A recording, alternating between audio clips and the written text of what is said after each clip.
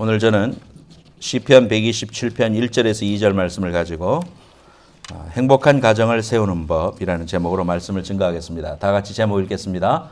행복한 가정을 세우는 법. 남자가 살다가 너무 힘이 들 때면은 지갑에 있는 와이프 사진을 꺼내 본답니다. 내가 이 사람과도 사는데 세상에 못할 일이 있겠나. 여자도 살다가 힘이 들 때면 지갑에 있는 남편 사진을 꺼내 본답니다. 내가 이것도 사람 만들었는데 세상에 못할 일이 어디 있겠나. 주위 한번 돌아보세요. 사랑하며 살아야 됩니다. 특별히 5월달 맞이해서 가정에 귀한 설교를 하고 있는데 우리가 어떻게 하면 오늘 행복한 가정을 세울 수 있는가 말씀을 통하여 생각해 보고자 합니다. 우리가 함께 이제 동영상 함께 보겠는데요. 동영상 볼 때 아내가 뇌수술로 인해서 이렇게 지체부재요가 됐는데 섬기는 이제 남편의 이야기입니다. 함께 보도록 하겠습니다. 아직 안 됐어요? 준비가 안 됐대. 준비되면 오른손을 들어 나에게 응답하라. 첫째로 우리가 1. 행복한 가정은 다 같이 읽겠습니다. 시작. 행복한 가정은 예수께 뿌리를 둬야 합니다. 안 보이네? 갑자기. 좋아요. 따라하세요. 행복한 가정은 목소리가 그것밖에 안 됩니까? 크게. 행복한 가정은 예수께 뿌리를 두어야 합니다. 요세미티에 가면은요, 저는 이제 바위에 그 소나무가 나고 또 이렇게 그 레드우드가 나 있는 것이 있더라고요. 그래서 저거를 보니까 나는 흙 같은데 이렇게 틈에 흙이 있으니까 거기서 나는 줄 알았어요. 그랬더니 우리 지방의 고려대학교에서 지질학을 전공하신 목사님이 설명을 해주더라고. 나무 뿌리는 그 바위를 파고든대요. 그리고 바위 속에는 그 물기가 있는데 그 물이 있는데 물을 빨아낼 수 있는 능력을 하나님이 심어놨대요. 그래서 그 나무는 정말 바위에 붙어 있어도 바위에 있는 물을 이렇게 끌어낼 수 있다고 합니다. 우리 인간의 힘으로는 물을 뺄 수가 없는데 하나님이 그 식물에는 그런 능력을 부여했다 그러더라고요. 그래서 그 모습 보면서 너무 신기하대요. 그래서 우리가 어디에다가 우리의 뿌리를 두고 사는가 이것은 굉장히 중요합니다. 저와 여러분들이 여러분의 삶의 근거가 있죠. 한국이라는 뿌리가 있습니다. 제 아무리 자기네 땅이라고 우려도 독도는 우리 땅 노래를 하면은요 괜히 마음에 불끈 올라서고 우리의 뿌리를 부인할 수 없어요. 또 이렇게 우리 객지에 나와 있으면은 항상 이렇게 물어보면 한국 사람들은 서로 이렇게 물어보다가 고향 조금이라도 가까우면 뭐 사돈의 팔촌이라도 연결해서 이렇게 친근함을 느끼게 되고 뿌리를 이렇게 즐겨 찾는 그런 민족이 아닐까 생각합니다. 행복한 가정을 어떻게 하면 이룰 수가 있는가? 첫 번째 원리는 예수님께 뿌리를 둬야 된다는 겁니다. 하나님이 이 땅에 만드신 두 개의 기관이 있습니다. 첫째의 기관은 가정입니다. 아담과 하와를 이제 함께 살게 함으로 가정이라는 게 생겨났어요. 그래서 하나님이 목적하신 그 가정에 대한 디자인을 누가 하셨느냐면 하나님이 하신 거거든요. 그러니까 하나님이 우리 가정의 디자이너예요. 그 하나님을 의지하고 그 하나님으로 인하여 우리가 살아가고 그분이 내 삶을 다스리게 할 때 우리는 비로소 우리의 삶이 행복해질 수가 있다는 것을 알게 됩니다. 미국의 건축은 법대로 내규대로 잘못 지으면은 가차없이 허무는 그런 미국의 공무원들을 보게 됩니다. 이미 다 지었는데요. 가차 없어요. 다 부숴버려야 됩니다. 왜냐하면 뇌물도 통하지 않고 절대로 그냥 원칙대로 지어야만 되는 겁니다. 그래서 작은 거 하나 이렇게 우리가 고치려고 해도 그 퍼밋을 받아야 되고 그렇잖아요. 그래서 우리가 이 살아가면서 법대로 하고 또 원칙대로 하는 거 굉장히 중요한데 우리 행복한 가정의 원칙은 하나님께 있더라. 하나님이 두 번째로 세운 그런 기관은 교회입니다. 이러한 교회를 통해서 하나님께서 우리에게 주시는 귀한 은혜 두 가지의 그 기관을 우리에게 주셨다 이 말이에요. 그래서 가정의 행복은 반드시 예수님께 뿌리를 둬야 한다는 사실을 우리가 알게 됩니다. 이미 와서 여러분들 살아가면서 여러분 자신들도 그렇게 살았고 또 지금도 그렇게 살아가고 있습니다. 그러나 주위의 안타까운 소식을 들어보면 어떤 사람들은 살아가면서 10년 동안, 20년 동안 아침에 나가서 막 죽자 사자 열심히 일하고 애쓰고 수고하고 했지만 또 20년 지난 다음에 집 샀던 거 다 날라가고 또 열심히 일했던 거 다 날라가고 남는 거는 몸뚱이만 남고 병든 몸뚱이만 남았다. 이런 소식을 듣고 또 그런 걸 보면 참 안타깝기 그지없죠. 야, 정말 우리 인생을 누구한테 보상받아야 되나 그런 생각을 하게 됩니다. 이제 우리 동영상이 준비됐다니까 한번 보시고 계속해서 말씀 듣도록 하겠습니다. 나는 정말 좋은 부부인가 좋은 배우자인가 한번 반성하는 마음으로 보십시다.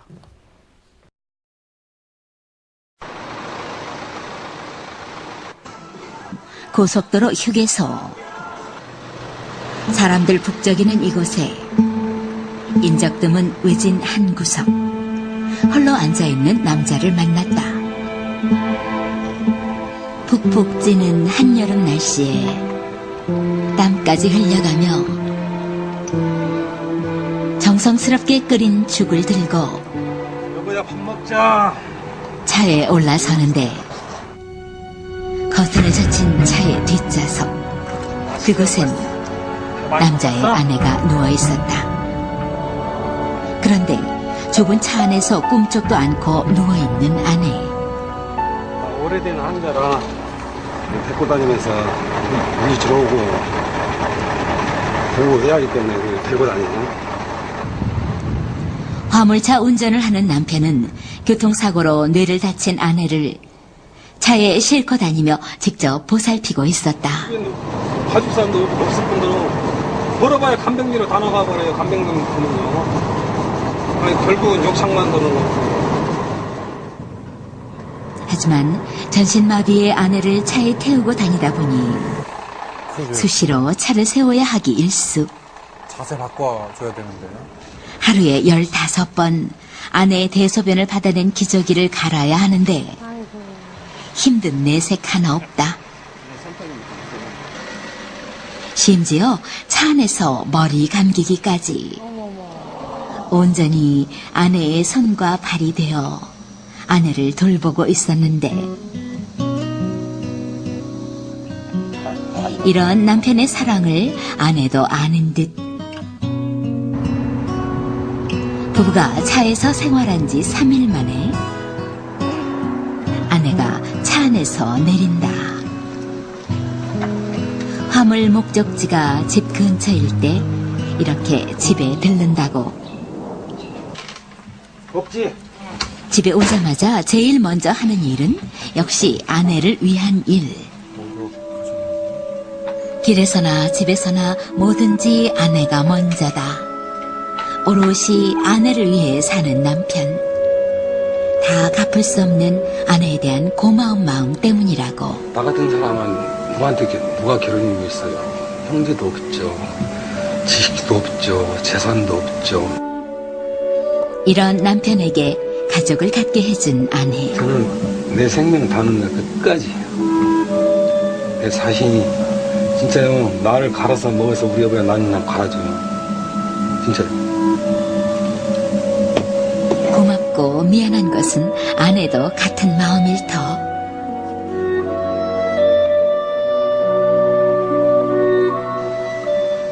다음 날 아침 아내 얼굴에 곱게 화장을 해주는 남편. 나는 늙어도 우리 여배를 안 늙게 하는 분. 그치? 응. 아, 입술을 색깔이. 부부는 이렇게 다시 길을 떠납니다. 잠시도 놓고 싶지 않은 아내의 손. 어느새 길 위에 밤이 내리고 좁은 차 안이지만 내 꿈 꿔. 맞선 내 꿈 꿀게. 자. 함께 있으면 세상 부러울 게 없는 두 사람. 당신과 함께 가는 길이라면 언제나 희망입니다. 예, 불 켜주시기 바랍니다. 저 남편분께서 내 몸을 갈아서라도 내 아내가 나을 수만 있다면 갈아 먹이고 싶은 심정이라고 할 때 참 마음이 너무나도 감동이 되더라고요. 참 우리의 사랑이라는 거, 내가 남편을 향하여 또 내가 아내를 향하여 가졌던 우리의 자세를 돌아보게 하는 그런 동영상이었다고 생각됩니다. 우리의 가정의 뿌리는 바로 예수님께 놓아야 된다. 가정을 지으신 분이 하나님이시기 때문이다. 이겁니다. 하나님 우리의 가정을 이렇게 품고 있습니다. 그렇기 때문에 가정의 안식과 회복, 이러한 장소가 되어야 된다. 여러분들은 여러분의 배경 가운데 행복하고 좋은 부모님 밑에서 생각하면은 콧시울이 시큰시큰한 이런 사람도 있을 거고, 또 지난주에 설교한 것처럼 마음의 여러 가지 아픔과 또 생각만 하면 분노가 치밀고 또 아니면 섭섭함이 떠올라서 가능하면 머리를 흔들어버리는 그런 사람도 있을 겁니다. 가정은 안식과 회복, 품어줌의 장소가 되어야 되는데, 오늘날 핵가족이 되면서 또 너무나도 바쁘게 살면서 우리는 집에 서로 각자 들어왔다가 각자 나가게 됩니다. 얼굴을 보지 못할 때도 너무나 많고, 어쩌다가 한번 만나면 아이들은 밖으로 돌고, 또 남편과 아내는 피곤하기 때문에 아이들과 함께 이야기하지 못하는 이러한 그 가정이 깨어지는 그런 현장에 살고 있습니다. 오늘날 이 미국에도 동성 결혼, 남자가 남자끼리 여자가 여자끼리 결혼하는 이러한 일로 인해서 하나님의 세워주신 한 남자와 한 여자가 이루어 가정을 이루어야 된다는 이러한 가장 기본적인 질서를 거부하고 가정들이 무너지고 그러는 겁니다. 그래서 이러한 것들도 결국은 가정이 무너지고 있는 하나의 현장이라고 볼 수가 있습니다. 여러분들도 피곤한 하루 일을 마치고 돌아갔을 때 집을 생각하면 좁고 아주 스윗하고 쉼이 기다려지는 그런 집으로 가야 되는데, 집만 생각하면 짜증나고 돌아가기 싫고, 또는 불 꺼진 방에 혼자 들어가서 살 것을 생각하면 참 여러 가지로 마음이 아프고 고통스러운 분도 있을 겁니다. 잠언 15장 17절 말씀에 보면 다 같이 한번 읽어보겠습니다. 시작. 채소를 먹으며 서로 사랑하는 것이 살찐 소를 먹으며 서로 미워하는 것보다 나으니라. 저는 초등학교 4학년 때 저희 아버님 목사님이셨죠. 그래서 어느 교회로 부임을 해 갔습니다. 그 교회는 시골 교회입니다. 시골 교회 전기도 들어오지 않을 때입니다.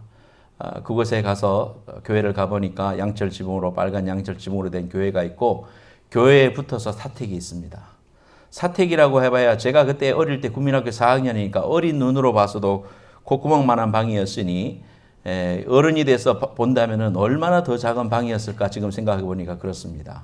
저희 아버님 1m 80이 넘으시는데 다리나 뻗고 주무셨을까 싶습니다. 그런 곳에서 목회했습니다. 또 그런 곳에서 살았습니다. 세간살이를 넣을 때가 있습니까? 세간살이도 없고, 옷걸이는 옷걸이에 못에다가 박는 게 옷걸이고, 부엌은 조그만한 데서 거기서 어머니가 불 떼가면서 또 그러면서도 목회하고 그렇게 살았습니다.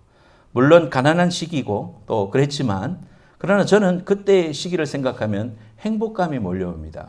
왜냐하면 그 조그만한 콧구멍만한 방에 살았지만 저는 누구보다도 행복했습니다. 하나밖에 없는 아들이니까 목사님, 사모님이 사랑해 주셨기 때문이지요. 물론 그 말도 맞습니다만은 가정은 항상 웃음이 있는 것이었고 즐거움이 있는 것이었고, 또 항상 부모님과 대화하고 그 조그마한 방 안에서 함께 살았던 그 추억이 있습니다. 행복했습니다. 새벽에 잠이 깨어지는데, 잠이 깰 때 되면은 저희 어머니 아버지가 새벽 기도하는 이야기입니다. 그 소리입니다. 이렇게 미닫이 문 같은 거 이렇게 툭 열고 들어가면 교회거든요. 그러니까 다 들리죠. 그러면서 이제 저희 아버님의 그 굵은 베이스 바리톤이 성령이여 강림하사, 우리 어머니의 소프라노 소리로 두 분이 아무도 교회 안 나오거든. 우리 어머니 아버지만 새벽기도 하는 거예요. 어머니 아버지만 새벽기도 하시는 거예요. 그 소리 들으면서 잠이 깨집니다. 그런데요, 그 소리가 늘 귀에 들리는 겁니다. 지금도 그 찬송 부르면 그 시절 1972년 그 어느 교회에서 있었던 그 시절이 다 생각이 나면서 마음에 주마등처럼 그 추억이 쫙 떠올라요. 교회 안에서 자라고 했습니다. 행복이라는 것은 어떤 방의 크기나 또는 옷을 어떤 걸 좋은 걸 입느냐 이런 거에만 달려있는 것은 아닙니다. 얼마만큼 내가 감사하고 얼마만큼 그 속에 웃음이 있고 또 구성원들끼리 서로 사랑했느냐에 달려있다고 생각이 됩니다. 하나님이 이 땅에 주신 두 개의 그 조직, 가정과 교회입니다. 오른쪽의 사진은 누굴까요? 우리 양 집사님 가정입니다. 폰에 있길래 내가 퍼왔지. 근데 우리가 이 세상에 있는 그 기관이 교회 그리고 가정이에요. 두 개는 연결이 돼 있어요. 우리는 교회 따로 가정 따로가 아니에요. 우리 신앙생활이 잘 되고 교회가 행복하면, 교회가 윤기가 흐르면 내 가정생활도 기뻐요. 즐거워요. 또 내 가정이 행복하면 교회 생활도 즐거운 거예요. 그래서 연결되어 있는 겁니다. 그렇죠. 여러분 그거 많이 체험하죠. 교회가 어렵고 막 분란이 나고 어려움이 있으면은요, 그 삶도 피폐해지는 것이죠. 교회 가는 것이 즐겁지 않고 또 뿐만 아니라 내 삶도 뒤집어지고 어려워지고 엉망이 되는 것을 알 수가 있습니다. 하나님이 한 여자를 창조하신, 남자와 여자를 창조하신 후에 부부가 되어서 가정을 이루도록 하셨기 때문에 이는 하나님의 아이디어예요. 하나님의 작품입니다. 하나님의 설계대로 만들어졌기 때문에 하나님이 그 설계대로 우리의 삶의 가정을 건축하실 수 있도록 맡겨드리는 삶이 행복의 지름길이다 이 말이에요. 가정생활을 그저 돈만 많이 벌면 행복한 게 아니에요. 엄마 아빠가 아이를 무조건 사랑해 준다고만 해서 행복한 게 아니에요. 하나님이 가정을 만드셨기 때문에 그 가정 속에 하나님께서 주시는 즐거움이 있어야 됩니다. 여러분 한국의 드라마를 여러분 시간 되실 때 한 번씩 보시죠. 보면은요 그 가정에 있는 문제들이 좋은 집에서 살아요. 또 좋은 직위를 가지고 있어요. 사회적으로도 성공했어요. 그러나 그 가정 속에 있는 문제들을 보면은 참 기가 막히고 눈물이 나올 수밖에 없는 그런 연속극들을 여러분이 한 번씩 보실 겁니다. 행복이라는 것은 우리에게 있어서 그런 조건이 아니더라. 하나님이 주신 그 가정의 아름다운 원리로 돌아가야 된다. 그래서 오늘 첫 번째 원리가 예수님께 뿌리를 박아야 된다. 예수님께 내 삶의 가정을 핸들할 수 있도록 맡겨드리는 일이 첫 번째 지름길이라는 겁니다. 내 삶의 모든 문제를 바라보지 말고 하나님께서 우리의 가정을 책임지시고 인도하시고 핸들할 수 있도록 맡겨드리는 것. 그분께 내 모든 문제를 맡겨드리고 당신께서 이 삶 속에 역사하시고 우리 가정을 하나님의 방법대로 건축해 가십시오. 이렇게 고백하는 것이 첫 번째 원리다 이 말이에요. 여러분의 삶에 여러분의 주권을, 여러분의 가정을 주님께 맡겨드리는 귀한 축복이 있기를 예수님으로 축원합니다. 두 번째로 다 같이 제목 읽겠습니다. 시작. 에베소서에 나타난 행복한 가정의 원리. 이제 성경을 드시고 성경을 에베소서를 펴시기 바랍니다. 신약 성경 에베소서 1장부터 여러분들이 오늘 이제 에베소서의 말씀을 여러분이 저와 함께 보면서 에베소서를 통달할 수 있습니다. 에베소서가 뭔가? 에베소서. 아기를 가지기를 원하는 사람이 읽으면 애를 배울 수 있는 에베소서. 농담입니다. 에베소서. 자, 이 에베소서의 말씀에 가정의 원리를 하나님께서 부어넣어 주셨습니다. 하나님께서 교회를 설명하려고 쓴 사도 바울을 통하여 지은 책이 에베소서입니다. 에베소에 있는 교인들에게 편지했습니다. 그 당시에 에베소서에 쓸 배경에 있는 에베소 교회에는 유대인이 있었고 이방인들이 있었습니다. 이방인이었지만 유대인이 아니지만 이스라엘 사람이 아니지만 예수 믿은 사람이 있었을 거 아니에요. 그리고 유대인으로서 예수 믿은 사람이 있잖아요. 그런 두 사람이 교회 안에 있음으로 인하여 우리가 서로 진골이다. 우리가 진짜다. 아니다. 우리 이방인도 하나님께서 똑바로 부르셨다. 그러면서 안에 이제 분쟁이 있는 겁니다. 그러한 분쟁의 문제를 해결해 주기 위해서 쓴 책이 에베소서입니다. 사도 바울 선생님이 로마 감옥에 있을 때 에베소에 있는 교인들에게 쓴 책이 에베소서입니다. 그래서 행복한 가정의 원리를 우리 하나님께서 사도 바울 선생님을 통해서 교회의 원리를 설명하면서 가정의 원리를 설명한 거예요. 그래서 에베소서는 교회에 대한 이야기입니다. 교회 안에 있는 성도들이 이방인으로 예수 믿은 사람이나 유대인으로 예수 믿은 사람이 한 몸으로 부름을 받았고 하나다라는 것을 설명해주고 한 교회로 너희들이 몸이 되었다는 사실을 알려주기 위해서 쓴 책이다. 에베소서 1장 말씀에 보면 1장 1절에 하나님의 뜻으로 말미암아 그리스도 예수의 사도된 바울은 에베소에 있는 성도들과 그리스도 예수 안에 있는 신실한 자들에게 편지한다 그랬습니다. 그러면서 하늘의 신령한 복으로 우리가 구원받았다. 그래서 하나님의 넘치는 은혜와 축복으로 우리가 하나님의 귀한 자녀가 되었다. 1장 그렇게 말하고 있습니다. 그러면서 1장 마지막에 뭐라고 말하느냐 22절 만물을 그 발 아래 복종하게 하시고 그를 만물 위에 교회의 머리로 삼으셨느니라. 예수 그리스도가 교회의 머리다. 그래서 교회에 대해서 이야기하죠. 23절에 교회는 그의 몸이니 만물 안에서 만물을 충만하게 하시는 이에 충만합니다. 그러면서 2장 1절에 너희들이 어떤 사람이었느냐? 허물과 죄로 죽을 수밖에 없는 사람이었다. 그런 너희를 하나님이 살리셨다. 너희들은 원래 본질상 진노의 자녀고 죽어 마땅하지만 하나님의 은혜로 너희가 구원을 받았다. 이것이 너희에게서 난 것이고 하나님의 선물이다. 이런 고백을 하고 십자가의 귀한 은혜로 너희들이 구원받았다 하면서 또 교회의 원리를 우리에게 설명해 주는데 그것은 2장 20절 말씀입니다. 너희는 사도들과 선지자들의 터 위에 세우심을 입은 자라. 그리스도 예수께서 친히 모퉁이 돌이 되셨다. 교회의 모퉁이 돌이 바로 예수다. 이렇게 말하고 있습니다. 아까 뭐라고 말했어요? 교회의 모퉁이 돌은 반석은 뭐가 돼야 됩니까? 예수님이 돼야 된다. 예수 믿는 사람끼리 만났지만은 그들의 삶의 베이스에 뿌리를 내린 곳은 예수께 박히지 않으면 그 가정은 행복할 수가 없다. 그렇게 말하고 있는 겁니다. 21절에 그의 안에서 건물마다 서로 연결하여 주 안에서 성전이 되어가고 너희도 성령 안에서 하나님의 거하실 처소가 되기 위하여 그리스도 예수 안에서 함께 지어져 간다. 하나님 안에서 행복한 교회 교인이 됐다는 것은 교회를 이루고 교회의 몸이 되어 지금 이루어져 가고 있다. 완성체가 아니고 지금 이루어져 가고 있다. 그렇게 말하고 있습니다. 3장으로 넘어옵니다. 3장에서는 너희 이방인들아 이렇게 하면서 이방인들에게 이야기하고 있습니다. 하나님께서 너희에게 큰 은혜를 주시기를 원한다 하면서 3장 20절 말씀 우리 가운데 역사하시는 능력대로 우리가 구하거나 생각하는 모든 것에 더 넘치도록 능히 하실 이에게 교회 안에서 지금 교회에 대해서 자꾸 이야기하죠.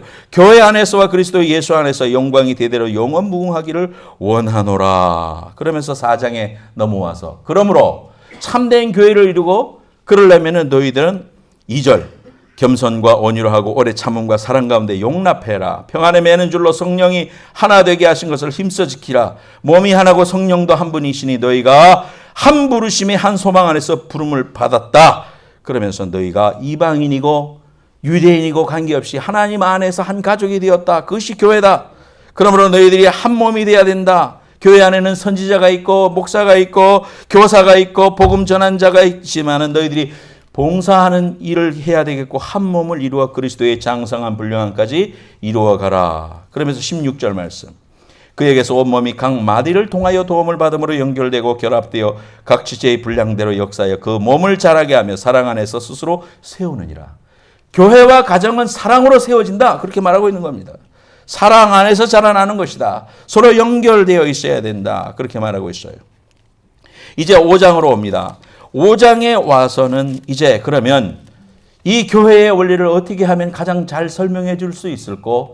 아내와 남편의 관계를 통하여 너희들에게 설명하겠다 하면서 우리가 오늘날 5월달이 되면 목사님들이 가정의 원리에 대해서 설교할 때 가장 많이 인용하는 성경인 5장 22절 말씀을 같이 한번 여러분 읽기 바랍니다. 아내들이여 시작. 아내들이여 자기 남편에게 복종하기를 주께 하듯 하라. 이는 남편이 아내의 머리됨이 그리스도께서 교회의 머리됨과 같음이니 그는 바로 몸의 구주시니라. 그래서 아내들이 먼저 할 일에 대해서 이야기합니다. 남편에게 순종해라, 복종해라. 어떻게 하라? 24절에 보니까 교회가 그리스도에게 하듯 아내들도 범사에 자기 남편에게 복종할지니라. 아내에게 먼저 말하고 있습니다. 행복한 교회 우리 아내들이요 잘 들으시기 바랍니다. 하나님께서 하나님의 뜻 가정을 올바로 세우고 그걸 통하여 행복한 신앙생활을 할 수 있는 비결이 뭐냐? 남편에게 순종하는 것이다. 그래서 어떤 자매님들이 성경 공부하면서 나한테 물어봅니다. 목사님 사도 바울 선생님은 남성 우월주의자입니까? 뭡니까? 이러면서 사도 바울 선생님은 온갖 편견에 사로잡힌 거 아닙니까? 이제 이런 질문도 받은 적이 있습니다. 그렇지 않습니다. 성경을 잘 읽어보면 알게 됩니다. 아내들이여 남편을 사랑하라 그랬습니다. 자, 앞을 보세요. 이제 에베소서 우리 이제 공부하고 있는데요. 사람이 이제 여자 50세가 넘으면은 저도 이제 50세가 넘었습니다만은 50세가 넘으니까 인생에 뭔가 원리를 또 하나 또 깨닫는 것 같습니다. 50세 이후의 여성에게 가장 꼭 필요한 4가지가 뭔가 보니까 첫째 돈, 두 번째 건강, 세 번째 친구, 네 번째 딸입니다. 남편은 없습니다. 남편들이여 경각심을 가지기 바랍니다. 남편이 있을 줄로 착각하고 좀 살아가고 있는 필요 없는 것 한 가지 남편입니다. 남편. 50세 이후에 남편에게 꼭 필요한 것 5가지. 첫째 부인, 두 번째 마누라, 세 번째 처, 네 번째 아내, 5번째 와이프. 행복한 교회 여자분들이요, 남편에게 자비를 베풀어 주시기를 원합니다. 우리가 행복한 가정을 세울 때 아내들이요, 남편에게 순종하라, 이것이 옳으니라. 우리는 생각하면 순종하면은 나보다 네가 못하니까 나한테 순종해야 돼, 이렇게 착각하기 쉬운데요. 하나님은 인생을 똑같이 지으셨어요. 똑같이 평등하게 지으셨습니다. 아담과 이브를 똑같이 만드셨어요. 누가 우월하고 누가 덜 우월하다 이렇게 만들지 않았어요. 똑같은데 직임이 다르다 그랬습니다. 직임이 다르다. 어릴 때 그 소꿉놀이를 하면요, 소꿉놀이를 하면 꼭 그 남자애들은 아빠 역할을 하고 여자애들은 엄마 역할을 해요. 그건 누가 가르치지 않아도 그래요. 역할이 있는 거죠, 역할이. 그래서 남편의 역할은 가정의 머리의 역할을 해라, 하나님께서 그렇게 지으셨고, 결정을 지을 때 중요한 결정들을 남편으로 하여금 결정짓게 하라 그랬습니다. 그런데 이 사실을 우리가 알지 못하고 여자분들이 남편에게 순종하는 것이 마치 내가 열등하기 때문에 그렇게는 못한다. 요즘 세상이 어떤 세상인데 남성 우월주의에 빠져 사느냐. 나중에 그래도 나이가 들어서 밥술이라도 먹으려면 나한테 잘해라! 그러면서 남편에게 엄포를 놓는데 성경에서는 그렇게 말하지 않는다. 아내들이요, 자기 남편에게 복종하기를 주님께 하듯 하라. 주님한테 하라고 했으니까 이거 얼만큼 잘해야 되는 거예요. 주님한테 하라고 했으니까. 이것이 옳다 그랬습니다. 그래서 우리는 말씀대로 순종해야 돼요. 왜? 하나님이 가정 속에 인격의 훌륭함과 안 훌륭함과 이거 가지고 하신 게 아니고, 하나님이 남자의 역할이 있고 여자의 역할이 있는 것처럼 가정 속에 머리로 남편을 세우셨다. 그래서 가정이 그렇게 화합을 이룰 때 행복할 수 있다라고 하나님이 원리를 그렇게 만드셨다는 겁니다. 두 번째로, 이제 아내들에게 말하고 나서 두 번째로는 25절 말씀에 보면 남편들아 아내 사랑하기를 그리스도께서 교회를 사랑하시고 그 교회를 위하여 자신을 주심같이 하라 그랬습니다. 하나님이 교회를 얼마나 사랑하셨습니까? 몸된 우리를 위하여 십자가에서 죽으셨습니다. 즉 남편들은 하나님이 교회를 사랑하는 것처럼 십자가에 달려 죽는 것처럼 자신을 부인하고 아내를 사랑해라. 그만큼 사랑해라. 자기 몸처럼 사랑해라. 그렇게 했습니다.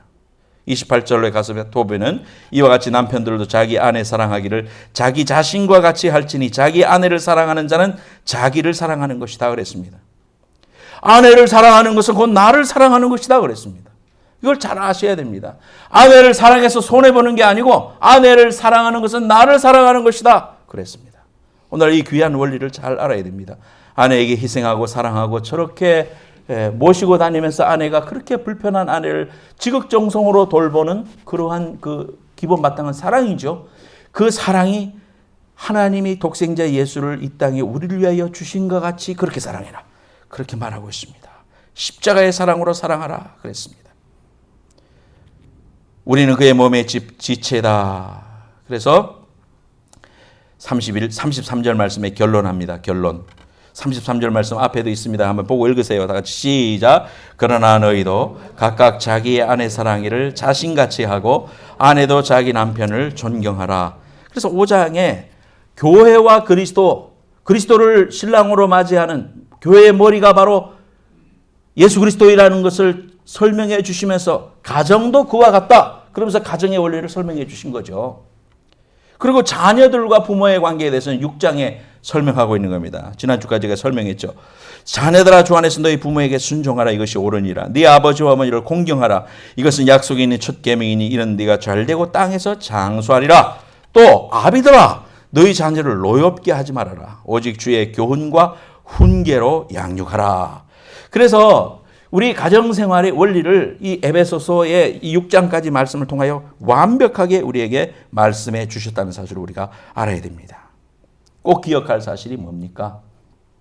아까도 여러분들과 함께 읽었지만은 꼭 기억해야 될 사실은 이 땅에 우리가 살아가면서 우리는 완성체가 아니다. 함께 지어져 간다 그랬죠. 함께 지어져 간다. 그래서 에베소서 2장 20절 말씀에 보면 너희가 그리스도의 처소가 되기 위하여 그리스도 안에서 함께 지어져 간다 그랬어요. 우리는 상대방을 완성체로서 자꾸 기대하는 것입니다. 자꾸 내가 원하는 대로 되기를 원합니다. 그런데 저의 경험도 그렇고 여러분의 경험도 그렇고 사람이라는 변화되지 않습니다.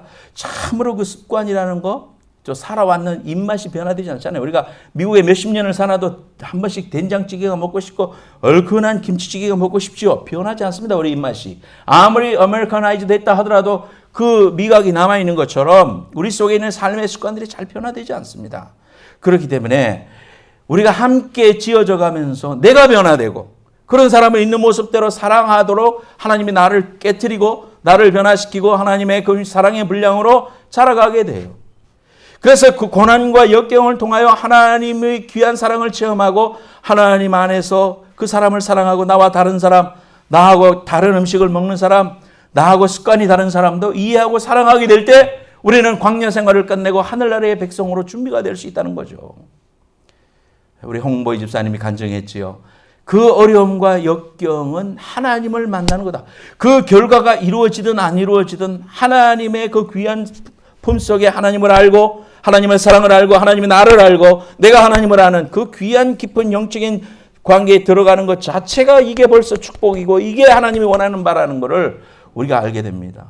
내 상황이 이루어졌느냐 안 이루어졌느냐로 하나님이 계시냐 안 계시냐를 그렇게 내가 물어보는 그런 어린아이와 같은 신앙이 아니라 하나님이 나를 통하여 이루고자 하시는 하나님이 나에게 관심이 있고 나와 릴레이션십을 가지기를 원하시는 이 놀라운 사실을 우리가 알게 될 때 우리 신앙생활이 즐거워지고 역경이 와도 좌절하지 않고 우리 가정은 이게 완성체가 아니구나 이렇게 자라나서 주님의 모습대로 우리의 가정이 자라나고 교회가 자라나고 하나님 만날 때 글로리피케이션이 이루어지고 완전히 변화되는 그 날이 온다. 그 날을 소망하면서 허물이 보이고 역경이 보이고 또 아쉬움이 있고 그래도요. 그래 우리는 지금 과정이야. 이러면서 되는 거지. 하나님 우리를 종국에는 아름답게 만드실 거야. 주님이 우리의 가정을 축복하실 거야. 이렇게 믿음으로 바라보는 여러분들 되시기를 예수님 이름으로 축원합니다. 세 번째로 같이 제목 읽겠습니다. 시작. 행복한 가정의 복. 127편 말씀으로 다시 돌아갑니다. 시편 127편 말씀과 128편 말씀은 연결되어 있는 말씀입니다. 127편과 128편은 다 솔로몬이 쓴 말씀인데요. 솔로몬은 성전을 건축하고 성전에 올라가면서 이 시편을 썼습니다. 페이지로 898페이지에 있습니다. 시편 127편 보면 여러분 성경에 보면 솔로몬의 시, 곧 성전에 올라가는 노래 이렇게 부제가 붙어 있습니다. 성전을 지어놓고 솔로몬 평생에 그 솔로몬 이 지은 그 내용을 열왕기상 또 역대기상하를 통해서 읽어보면요.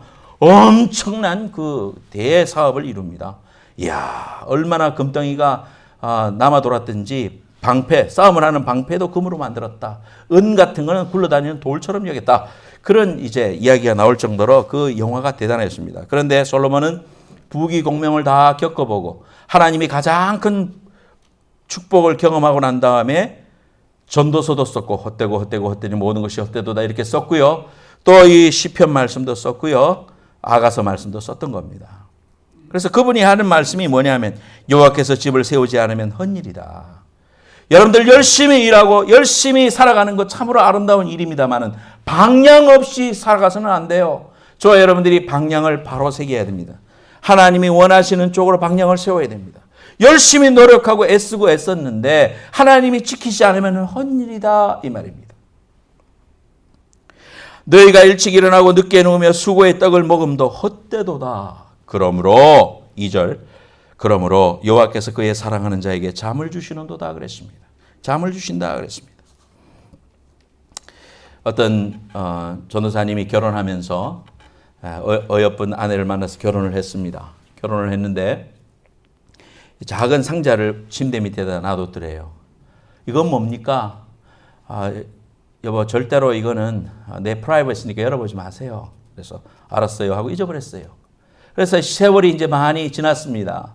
거의 한 20년의 세월이 지나서 이사를 가게 됐는데 침대를 이렇게 들춰보니까 옛날에 그 박스가 보이는 겁니다. 하도 이제 궁금해져서 잊어버리고 있던 남편이 아내에게 물었습니다. 여보 그것 좀 한번 열어봅시다. 너무 궁금해서 견딜 수가 없네요. 그러면서 이제 열어봤습니다. 그 열어보니까 계란 3개하고 돈 1,000불이 들었습니다. 그래서 이제 아내에게 물었습니다. 여보 이게 뭐예요 도대체? 그랬더니 제가 당신과 결혼하고 난 다음에 당신의 설교를 듣다가 너무너무 잠이 올 때면은 계란 하나씩 모았습니다. 그러는 거예요. 그래요. 내가 지금까지 20년 동안 목회했는데 계란 3개밖에 없네요. 이야, 나 정말 잘했나 봐. 이러면서 좋아하니까. 그런데요, 돈 첨부는 뭐예요? 계란 모아서 판 돈이에요. 그래서 사랑하는 자에게 잠을 주신다고 그랬어요. 설교 들으면서 우리 교회에서는 주무시는 분은 거의 없는데, 아이고 목사님, 사랑하는 자에게, 하나님이 사랑하는 자에게 잠을 주신다고 했으니까 내가 얼쏘이다 하면서 조는 겁니다. 이렇게 말씀하시는데요. 우리가 잠을 잘 수 있다는 것은 얼마나 큰 행복입니까? 그렇죠? 불면증 때문에 고통당하시는 분들은 잠 한 번 속 시원하게 한번 잡았으면 좋겠다. 내일 해야 될 일은 이만큼인데 오늘 잠이 안 와요. 커피를 안 먹었는데도 잠이 안 오면 걱정되지 않습니까? 하루를 못 자고 이틀을 못 자면 그것처럼 괴로운 일이 어디 있겠습니까? 어떤 사람은 등만 대면 코를 드렁드렁 굴면서 자는데 너무너무 부러운 거죠. 잠을 자는 게 우리에게 큰 복이에요. 그죠? 우리에게 큰 복입니다. 그렇기 때문에 하나님께서 우리에게 그런 복을 주신다. 이 말씀은요, 표준 세번역에 보면은 그 표준 세번역에 이런 말씀이 있습니다. 이 말씀은 여호와께서 그 사랑하는 사람에게는 잠을 자는 동안에도 복을 주신다. 그런 의미입니다. 표준 세번역에. 그래서 잠을 자는 동안에도 하나님께서 복을 주신다는 겁니다. 여러분들이 주무실 때 그런 복 구하고 계십니까? 저는 아이들에게 그런 축복을 했습니다. 하나님, 잠자는 동안에 이 아이들을 축복하시고 하늘의 신령한 은혜와 땅의 기름진 복으로 지켜주시고 꿈속에서도 주님을 만나게 해주십시오. 은하야, 예수님을 만난 적 있냐? 예수님을 만나도록, 꿈속에서도 주님을 바라보고 소망하도록, 그런 우리가 꿈에 귀한 축복이 있죠. 꿈을 꾸는 동안에도 하나님은 나를 축복하시는 그런 가정이 되어야 되지 않겠습니까? 여러분의 잠만 자면 악몽이 오고 가위가 눌리고 이런 삶을 살았어야 되겠어요? 단잠을 주시고 짧게 자도 그냥 몸이 쫙 불리고 하나님 주시는 은혜와 축복을 주시겠다는 말이에요. 여호와께서 사랑하는 사람에게 그런 은혜를 주신다. 시편 128편의 말씀은 뭐냐 하면 여호와를 경외하며 그의 길을 걷는 자마다 복이 있도다. 네가 네 손이 수고한 대로 먹을 것이다. 네가 복되고 형통하리라. 127편에서는 네가 아무리 노력해도 소용없다. 그거 잘 못 먹는다. 네가 일한 거 다 헛수고가 될 수가 있다고 말하면서도 128편에서는 네가 수고한 대로 그대로 먹을 것이다. 네 안에는 결실한 포도나무 같고 내 식탁에 둘러앉은 자식들은 어린 감람나무 같다. 4절 말씀에 여호와를 경외하는 자가 이런 복을 받는다. 여호와를 경외하면 이런 복을 받는다 그랬습니다. 여러분에게 이런 귀한 복 받으시길 예수님의 이름으로 축원합니다. 여러분의 가정 속에 아내가 결실한 포도나무 같고 아이들은 감람나무처럼 올망졸망하게 손주들과 더불어 잘 되고 사랑이 넘치고 은혜가 넘치고 용서가 있고 이해가 있고 집에 돌아가고 싶고 집에서 가산이 없어도 떡 한 쪽을 나누면서도 웃음이 있고 즐거움이 있는 이런 가정을 회복해야 되지 않겠느냐 이 말이에요. 행복은 하나님 안에 있다는 것을 우리가 알게 됩니다. 신명기 28장 1절에서 6절 말씀에도 보면은 네가 하나님의 말씀을 삼가 듣고 오늘 네게 명령하는 그 모든 명령을 지켜 행하면 네 하나님 여호와께서 너를 세계 모든 민족 위에 뛰어나게 하실 것이다.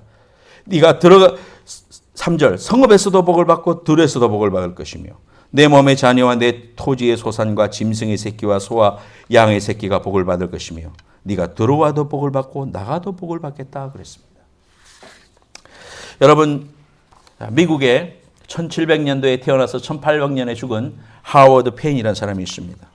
이 사람은 뉴욕 출신인데 영국에서 활동하고 극작가였습니다. 아프리카에서 미국의 대사로서 살다가 죽고 그 사람이 이제 유해가 돼서 미국으로 돌아오게 됐습니다.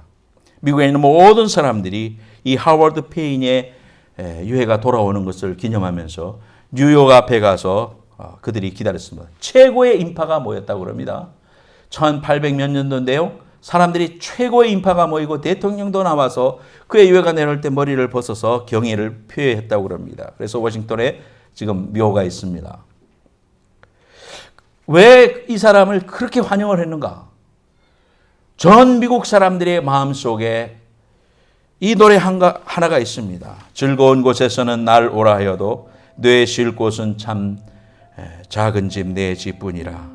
내 나라 내 기쁨 길이 살 곳은 꽃피고 세우는 내 집 내 집뿐이라. 오 사랑 나의 집 즐거운 나의 벗 집 내 집뿐이라. 즐거운 곳에서는 날 오라 하여 같이 해봐요. 내 쉴 곳은 작은 집 내 집뿐이라. 내 나라 내 기쁨 그리 쉴 곳도 꽃피고 세우는 꽃피고 세우는 내 집뿐이리.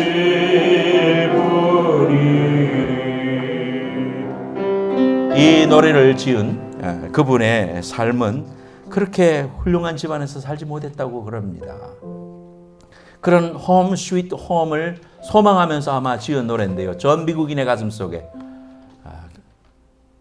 깊은 감동과 은혜를 주고 오늘 살아가고 있는 우리들에게도 기억이 되고 있는 홈 스위트 홈이라는 노래입니다. 우리가 이 가사를, 영어 가사를 이렇게 직역을 해보면 이런 이야기가 있습니다. 이 세상 쾌락들과 궁전들을 배회할지라도 나를 겸허하게 하는 건 내 집 같은 곳은 없다는 것이다. 하늘로부터 오는 아름다움이 우리를 거룩하게 하는 그곳, 온 세상 다 배회하여 찾아도 홈 스위트 홈, 가정 같은 곳은 없다네. 집을 떠난 곳에 어떤 찬란함도 나를 만족시킬 수 없다네. 오 사랑스런 그 초가 오두막집을 내게 주십시오. 내 부름 따라 새들은 다시 유쾌히 노래하는 그것들을 내게 주십시오. 그리고 무엇보다도 소중한 마음의 평화를 함께 홈 스위트 홈, 집 같은 곳은 없습니다. 여러분, 가정이라는 것은 하나님의 설계도로 하나님이 지으신 것입니다. 우리의 삶의 가정의 주권을 주님께 맡겨드려야 됩니다. 내가 주인이 아니에요. 아버지가 주인이 아니에요. 내가 마음대로 내 자녀를 마음대로 할 수 없어요. 하나님이 내게 맡겨주신 거기 때문에 하나님의 뜻대로 길러야 됩니다. 내 아내는 하나님이 독생자를 주실 만큼 사랑하여 십자가에서 죽으실 만큼 사랑을 했어요. 죽도록 사랑하세요. 이 세상에서 우리가 함께 하면서 가지는 짧은 시간 동안 함께 동반자로 하나님이 살게 해주셨습니다. 그분은 여러분들의 원수가 아니에요. 그분과 더불어 눈물과 기쁨을 함께 나누도록 여러분에게 부여해 주신 삶의 최고의 동반자들입니다. 내 식으로 바꾸려고 하지 마세요. 있는 모습대로 사랑해 주세요. 그것이 행복의 지름길입니다. 하나님이 우리 속에 갈등이 생기거든 하나님으로 하여금 풀어줄 수 있도록 주님 앞에 무릎 꿇으세요. 그리고 서로 불쌍히 여기세요. 세상에 불쌍히 여길 사람 배우자밖에 없습니다. 아내, 남편 서로 사랑하시고 자녀는 하나님이 내게 맡겨주신 분기시고 축복이라는 거 알아야 됩니다.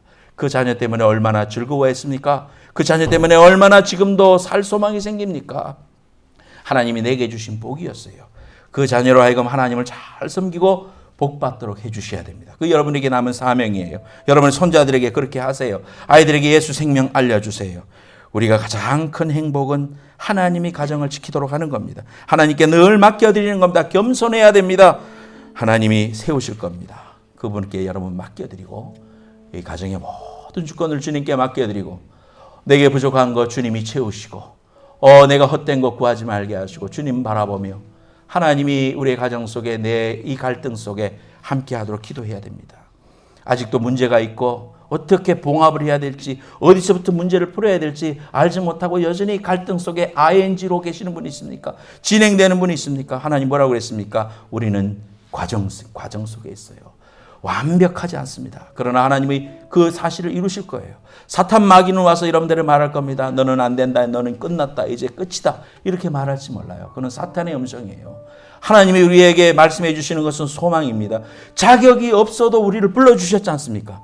하나님이 우리를 자녀의 자격이 없고 아무런 권한이 없는데 하나님이 우리를 불러주시고 자녀로 삼아주시고 십자가에서 죽어주시기까지 우리를 사랑해 주시지 않습니까? 우리의 가정을 향한 하나님의 축복도 나는 그만한 사랑을 받을 만한 자격이 없어. 나는 그만한 가정을 일으킬 만한 자격이 없어. 이미 끝났어라고 생각하라고 말씀하시지 않았어요. 자격 없는 우리를 부르셨기 때문에 십자가 앞에 내가 서기만 하면 나는 자격 있는 사람이 되는 것입니다. 하나님의 사랑을 받을 만한 충만한 자격이 있는 사람이에요. 독생자 예수 그리스도가 나 위에 때 죽었다는데 세상에 무서울 게 뭐가 있고 세상에 자격 없이 주눅들 일이 뭐가 있습니까? 하나님이 나를 그만큼 사랑하시는데요. 주님 앞에 여러분 기도하시면서 주님 나의 빈잔을 채워주십시오. 나의 연약한 가정 속에 하나님 개입해 주십시오. 나를 붙잡아 주십시오. 하나님 외롭고 힘듭니다. 하나님의 귀하신 은혜로 내 이 빈 컵을 채워주십시오. 하나님 앞에 고백하는 여러분들 되시기를 예수님의 이름으로 축원합니다. 우물가의 여인처럼 우리 찬양하겠습니다. 찬양팀 앞으로 나오시고요. 오늘 말씀 기억하면서 1절, 2절 부르겠는데요. 2절 부를 땐 일어서서 부르시기 바랍니다. 우물가의 여인처럼, 우물가의 여인처럼 난 구했네. 헛되고 헛된 것, 헛된 것들을 그때 주님 하신 말씀, 그때 주님 하신 말씀, 내 세배와 생수를 마셔라.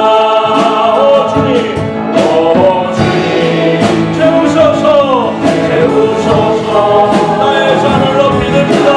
잔을 높이는다. 하늘 양식 내게 채워주소서.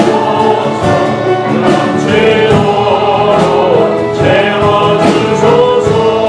많고 많은 사람들이 찾아섰네.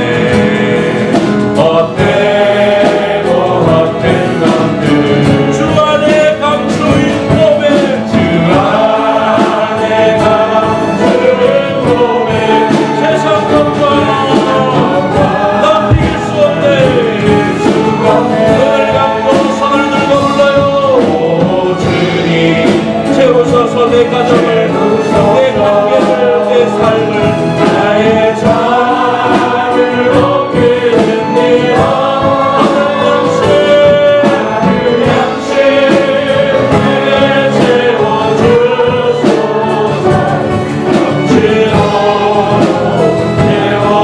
채워주소서. 아픈 데 손 얹고, 가슴에 손 얹고, 아픈 데 손 얹기 바라요. 다 눈 감으세요. 여러분의 가정을 우리 주님의 귀한 손으로, 그 귀한 시원한 생수로, 하나님의 회복의 은혜로 채워주시도록 이 시간 간구하세요.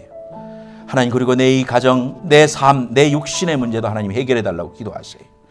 하나님, 정말 내 가정도 회복될 수 있는 겁니까? 주님, 내 삶도 행복해질 수 있는 겁니까? 그렇습니다. 주님이 여러분을 위해서 십자가에서 모든 문제를 해결해 주셨기 때문에 내가 믿음으로 하나님 앞에 간구할 때 하나님은 하나님의 방법으로 하나님 앞에 뿌리를 내릴 때 하나님이 해결하실 거예요. 주님의 은혜를 부어주실 거예요. 이 시간 다 같이 통성으로 병 낫기 위하여, 가정의 회복을 위하여, 하나님 앞에 여러분의 자녀를 위하여 다 같이 한번 간절히 기도하겠습니다. 아픈 데 손 얹으세요. 하나님 감사합니다. 이 시간 손 얹습니다. 주님이 채찍에 맞음으로 너희가 나음을 입었다고 했습니다. 이 시간 주님의 귀한 능력과 말씀을 의지하여 하나님 앞에 고백합니다. 주여, 주 안에서 이미 문제가 해결될 줄로 믿습니다.